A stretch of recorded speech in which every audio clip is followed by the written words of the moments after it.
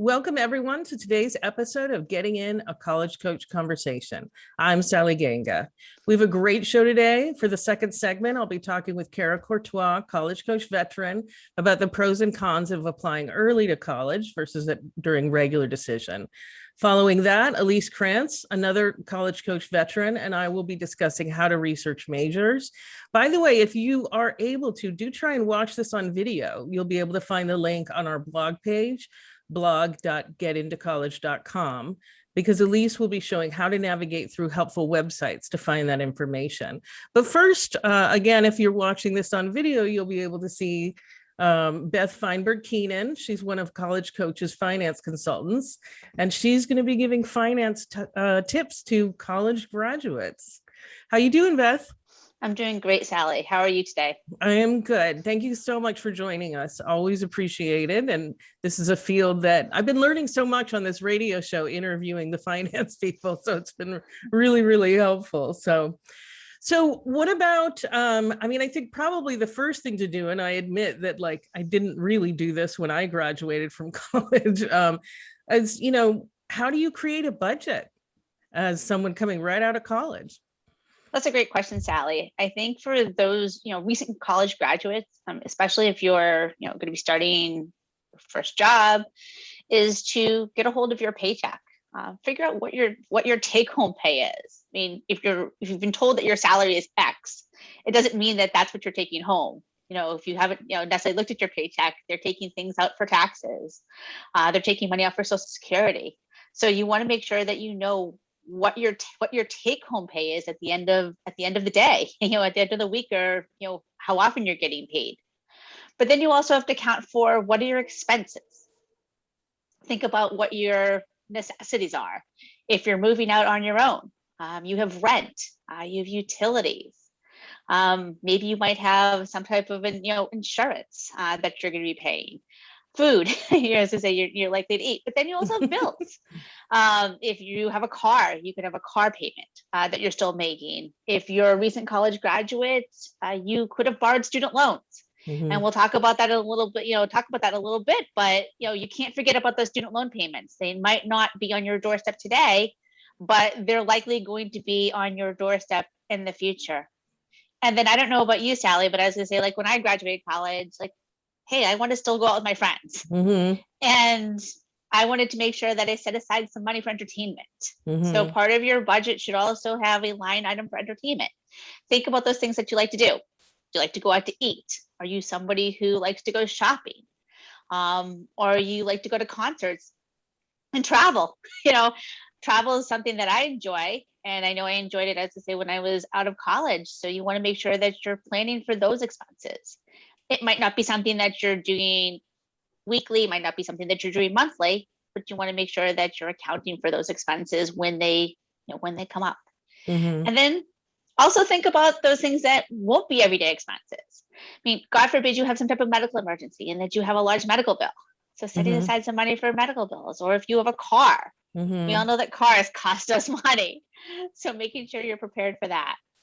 But at the end of the month, you want to make sure that your take home is in line with your expenses. And if it's not in line with your expenses, then revisit. What are you spending your money on? Are mm-hmm. there places that you can cut back, change your expenses? Maybe you're in a position where you actually can get a part-time job on top of your full-time job. And maybe you're going to be lucky enough that you say, hey, you know what? I have some extra money. Mm-hmm. And what am I going to do with that extra money? If you have a little bit of extra money, one thing that, my parents always told me is thinking about having an emergency fund, mm-hmm. planning for a rainy day. So think about starting maybe an emergency fund. Mm-hmm. Mm-hmm. Absolutely. It's kind of funny as you describe all this. In my second job, I was an associate director, and I was only 30, but I had learned from my earlier mistakes. And so we had hired a college admission officer right out of college at the college where I was working, Whittier. And the first thing she went out and did was buy a VW Jetta. And I was like, she told me about her plan, and I didn't want to kill her dreams, but I was like, you're not making as much money as you think you are. And VW, remember, it's not just the cost of the car, the payment, it's the insurance. It's it's going to be I was like trying to maybe get last year's model, like do something to reduce the cost. She didn't do any of that. Like she was like, Sally, I got the best deal, and then she gets her first paycheck and she was like, where'd all my money go? Oh. I was like, Molly, I'm really sorry, but this is the painful moment when you realize you're not making as much as you thought you were, and I said, look, now you have to hold on to this car for a really long time to make this money worth it, because now you're going to have to budget carefully. Whereas if she'd held on to her old beater of a car that she'd had, she probably wouldn't have had to budget too much, Yeah, So definitely. It's the balance of needs versus wants. And so she Right. really wanted this type of car, but she really needed, she needed to get to work, but Yeah, needs no, versus wants is that. yeah, she really didn't need, I mean, like, she needed a car, but a Honda Civic would have sufficed. You know what I mean? Like what that was. I was like, Molly, are you sure? But she needed to do it for herself. She was so excited, and I tried. I very carefully did not say I told you so, but I did just say, now you'll make it work. That's what's going to happen. So, yeah. So keep those things in mind. All right. So you mentioned an emergency fund. So what is an emergency fund? I mean, some people might really not know. And then how much should you save in it? So, Sally, an emergency fund is exactly what it sounds like. It is a fund where you're going to save for things that you don't plan for, really, that you can't plan for. Mm-hmm. Those medical expenses that like nobody expects to break a bone or to get very sick and have like a large medical bill, or maybe to have a significant car expense. Mm-hmm. But I think that, one other thing that, especially in today's society, is thinking about job security. So you don't plan to lose your job. So a good rule of thumb is having savings set aside for maybe 3 to 6 months of expenses, because if, God forbid, something were to happen and you were to lose your job, Mm-hmm. guess what? If you're living on your own, rent is still due. You still have to eat. And if you don't have money set aside, that you're going to have to figure out how are you still going to cover those expenses.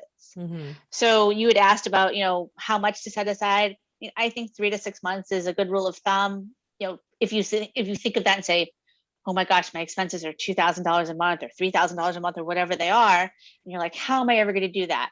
You know what? Don't look at that end goal, but think about those baby steps. What can you put in and work your way towards it? If you're a recent college grad and you're right out of college, look at it as baby steps and not those mountains that you're going to climb. Because you're going to climb them slowly and you're going to reach that goal. Mm-hmm.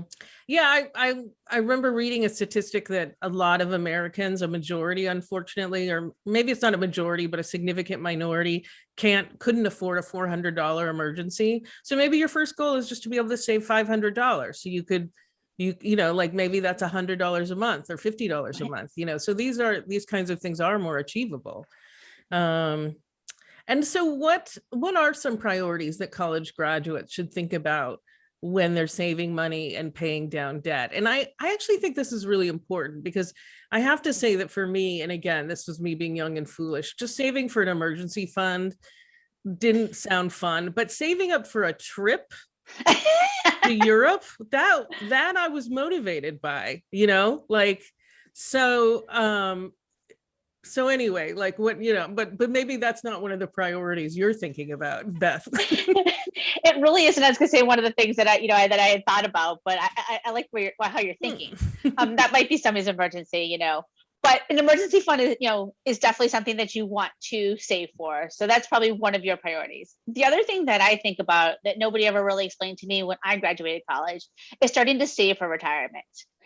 If you are employed by a company, check to see if they have a 401k or other type of employer sponsored retirement account. If your company offers a match, 1% match, 2% match, make sure that you're contributing enough to get that match, because it's free money that's on the, free money that you don't have to save. And it's really going to help you in the long run. I remember when I started to work at Northeastern, because that's where I started my career, nobody ever really explained it to me. I was about 23 years old, and we had a pretty, good match. And it was probably 3 or 4 years before I even thought about participating, because one of my colleagues said, hey, like, are you thinking about it? And I was like, no, can you explain this to me? So I hope that those of you who are listening, think about that, because starting early can really make a significant difference. The miracle of compounding interest is, I was going to say, is really a miracle. If you're able to save $1,000, when you're 22, when you're 72, because of compounding interest at a 6% rate of return, that's likely to be, $20,000, and you started off with $1,000. So just think about it. If you have a small portion of your paycheck going to a 401k and your company's matching a portion of that, that's likely going to set you up in the future that you're going to have more resources than you thought for retirement. In addition, like if you have credit card, debt, and you have high interest credit card debt, start chipping away at that. You don't want to be making just the minimum monthly payments. I mean, making the minimum monthly payment definitely, but if you can make larger payments, that's going to help you out in the long run. And then make sure that you're also preparing for your student loan payments in the future, because most college graduates, you have that grace period. You're not going to be making payments the day that you graduate from college, but before you know it, that 6 months is going to fly by, and like your servicer is going to be saying, hey, Sally, this is the payment that you owe us. Oh yeah, it was a little traumatic for me. I remember it, and believe me, I celebrated 10 years down the road when I had paid them all off. But yeah, I mean, actually, maybe one of the things to think about is set aside the money you're going to need to be paying on your loans, get an emergency fund that way, and then you're not going to miss it as much out of your budget, something like that. I don't know. I just say this because for me, I needed those little tricks to make myself a better money manager. Right. Or, maybe the emergency fund, or if you have high interest rate credit card debt, look at, making larger payments and knowing that in 6 months down the line, you're going to have to pull back on that credit card debt and you're going to have to redirect it to your student loans. So exactly like you said, Sally, that you are already redirecting it and budgeting for it. Okay.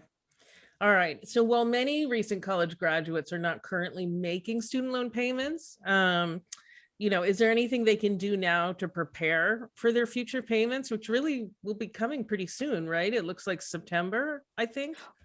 Well, September is, when the administrative forbearance ends, but that's completely different. So for recent college graduates who graduated in May, it's likely that those payments aren't going to be starting until January, December. So they still have a little bit of time. So as a recent college graduate, make sure that you know what you have in loans and where your loans are. If all you have is federal loans, it's likely to be held with the same servicer. If you have private loans and federal loans, okay, you want to make sure you know who's holding that money. But where do you get that information? If your federal loans, you're not sure who holds them, there's a website called studentloans.gov where you can get information on those loans. If you want to find out about all of your education debt, you can pull up a copy of your credit report and find that information. If you've moved, make sure that your servicers know where you've moved to, because missing a payment, late on a payment because you've moved and you didn't get the information is not going to fly. So you want to make sure that your address is up to date. And then figure out what your monthly payment is. Work with your servicers, figure out what your required monthly payment is. If you're saying, hey, I can't afford that, then start having a conversation with your servicers to find out, like, okay, what other repayment options are available to me and what payment's going to work best for me. So it's going to work within your budget and you'll be prepared. So December, January comes along, you're going to say, hey, you know what? I took the steps that I needed to, and I've got this. All right, great. I like the inspirational note at the end. You can get this. You can do it. All right. So one last question. I think it's important for college graduates to have insurance. What kind of insurance should they be thinking about? So many of you were covered under your parents' health insurance policies, or your parents, bought the policy from the college. So if you're still covered under your parents' policy, you want to make sure that if you've moved outside of their house, that their policy still covers you. Or check also with the company that you're working for. What type of health insurance, dental insurance, vision insurance is provided by your employer. If you are living in an apartment, I know Sally, you and I talked about this, renter's insurance.